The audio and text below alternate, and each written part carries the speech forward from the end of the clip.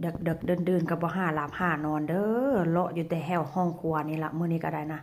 มื้อนี้ลูกผัวก็กินข้าวแล้วเรียบร้อยค่อยก็มาต้มโจ๊กกินพี่น้องตอนแรกก็ว่าสิทอดไข่เฮ็ดไปเฮ็ดมาก็มาต้มข้าวเปียกข้าวหรือว่าโจ๊กทรงเครื่องแซ่บใส่ขะโหน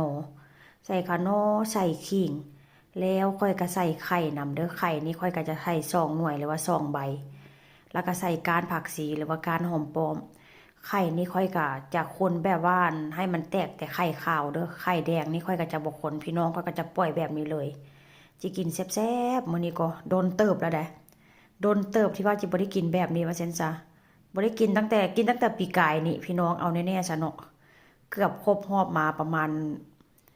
เกือบ6-7 เดือนนี่แหละว่าซั่นซะที่ว่าบ่ได้กินข้าวต้มหรือว่าบ่ได้กินข้าวเปียกข้าวภาษาลาวบ้านค่อยก็เจ้าก็จะฮ้องว่าเป็นข้าวเปียกข้าวเด้อพี่น้องแต่ถ้าหากว่าเป็นภาษาไทยเขาเจ้าก็จะฮ้องว่าโจ๊กทรงเครื่องแม่นบ่เห็นบ่พี่น้องน่ากินบ่ไข่ยังบ่ทันแตกไข่ใบนี่นะยังเป็นแบบว่ายังเป็นไข่ดาวเป็นไข่มะตูมอยู่ใส่คงใส่ขิงหอมแท้หอมว่ามื้อนี้ก็จิกินขิงแล้วก็จิย่ำกินแบบว่าย่ำขิงนะพี่น้องเพราะว่าขิงมันก็ช่วยแบบมีสรรพคุณหลายอย่างว่าเช่นซะช่วงนี้ทั้งพวกต้มพวกแกงอีหยังก็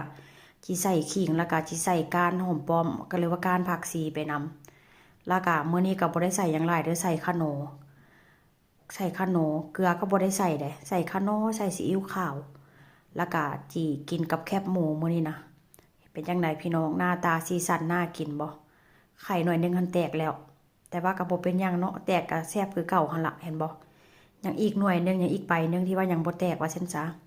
หน้าตาน่ากินจิกินกับแคบหมูแล้วก็จิใส่พริกลงไปนำมาเด้อมากินนำกันเด้อหอมห่วยๆเลยพี่น้องเอ้ย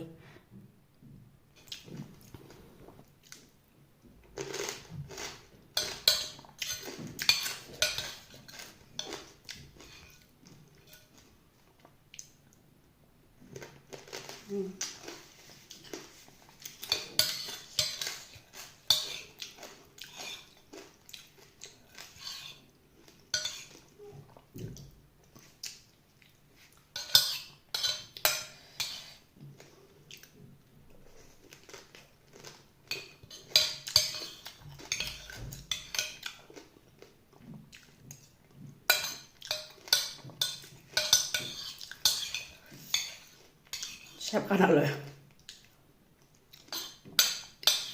ใส่แต่ขนมอย่างเดียวเลยบ่แม่นขนมกับซีอิ๊วขาวบ่มีเกลือบ่มี